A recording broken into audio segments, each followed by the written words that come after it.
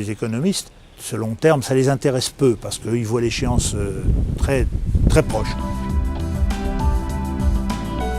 J'ai eu à une époque un apiculteur qui était domicilié sur l'exploitation. Je suis en relation également avec certains apiculteurs. Moi, ça ne me pose aucun problème. Il faut qu'on travaille tous ensemble. Le défaut de l'agriculture, souvent, c'est on est trop cloisonné, quoi. On est, disons, deux métiers proches de la nature. Donc je pense que c'est bien d'essayer d'harmoniser peut-être nos façons de faire ou se comprendre, mieux se comprendre. Ah, moi je suis pour, c'est pas le problème, au contraire. Ah oui, de toute façon, ils étaient partants tout de suite, dès le départ. On fait partie de la chaîne qui pourrait influencer, mais on n'est qu'un seul maillon dans cette chaîne. Au sein de la région du Gâtinais, 2 zones naturelles ont été retenues. Une zone témoin et une zone jachère. Chaque zone s'étend sur un périmètre de 3 km de rayon centré autour d'un rucher. Le réseau Biodiversité pour les abeilles a réalisé une étude sur 2 ans permettant de comparer l'évolution de ces 2 ruchers. Sur une surface de 27 hectares de jachère, 4 espèces ont été implantées. La facélie, le trèfle hybride, le sainfoin et le mélilo. Ces 4 espèces choisies tiennent compte du besoin des abeilles en pollen et en nectar, ainsi que de la réglementation PAC. Les premiers contrôles effectués par les apiculteurs portent sur les surfaces de couvain, les pesées des récoltes et les intensités de butinage selon les espèces. Ces contrôles ont été suivis par des analyses scientifiques. Le laboratoire de recherche de Célé en Allemagne a permis de déterminer les pollens dans le miel. Quant à l'université de Gand en Belgique, elle a permis d'analyser les qualités nutritives des pollens.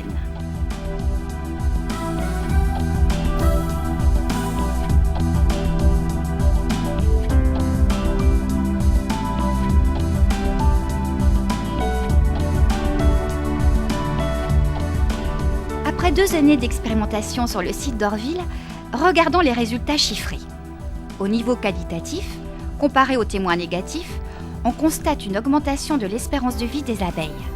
Grâce au pollen de la jachère apicole, elles ont un potentiel de vie de 30 jours supplémentaires. Au niveau quantitatif, les données sont positives. Entre 2005 et 2006, alors que la production de miel a diminué de 35% sur la zone témoin, elle a augmenté de 7% sur les ruchers de la zone jachère. Pour nous, les résultats sont positifs puisqu'on a fait une récolte supplémentaire qui est de l'ordre de 15 à 20%. À une époque où normalement on n'a plus de fleurs ici, plus de floraison. Et là, avec le sainfoin, on a fait donc cette récolte supplémentaire.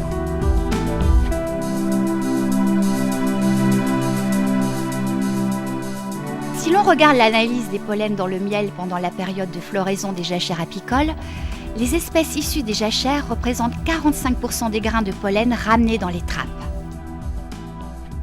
Si on n'emploie que 2% de surface pour installer un jachère apicole, on obtient dans le trappe à pollen plus de 60% de pollen qui viennent directement des jachères.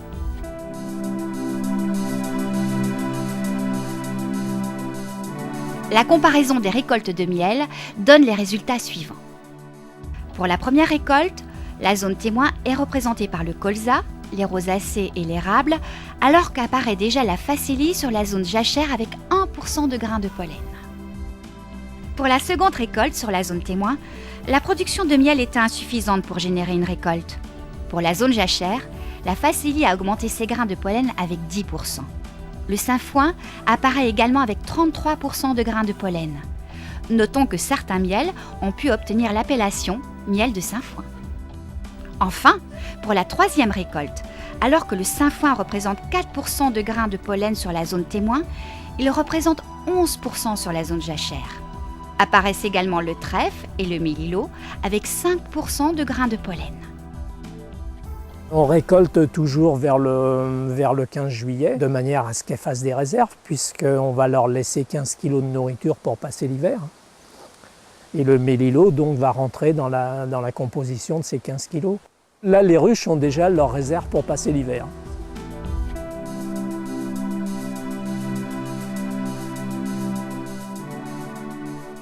En identifiant le pollen, le type de pollen dans le trappe de pollen, on peut prouver que les abeilles ont une biodiversité, ont trouvé une biodiversité suffisamment avec une valeur nutritive extraordinaire. Ce qu'on observe chez nous, c'est que toutes les ruches qui sont passées sur les jachères ont moins de mortalité hivernale que les ruches qui ne sont pas passées sur les jachères.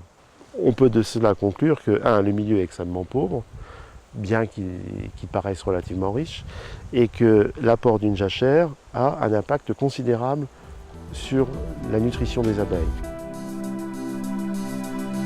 En 2006, on retrouve donc des pollens d'espèces de jachères apicoles dans tous les miels récoltés. La jachère apicole apporte un équilibre dans la nutrition des abeilles et des bénéfices